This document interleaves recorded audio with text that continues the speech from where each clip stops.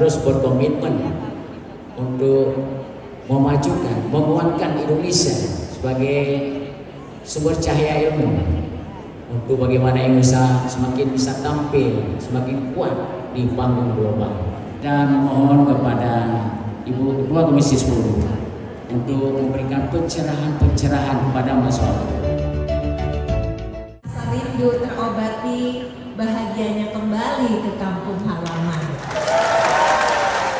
Senangnya hari ini saya bisa menyapa masyarakat Aceh yang saya cinta. Saya percaya Aceh adalah tanah ketangguhan. Tadi kita memiliki jiwa kejuangan yang begitu kuat dan sekaligus kearifan. Maka kami Komisi 10 sangat berharap Universitas Teguh Umar dan perguruan tinggi lain di Aceh akan menjadi teladan bagi perguruan tinggi lain yang ada di Indonesia.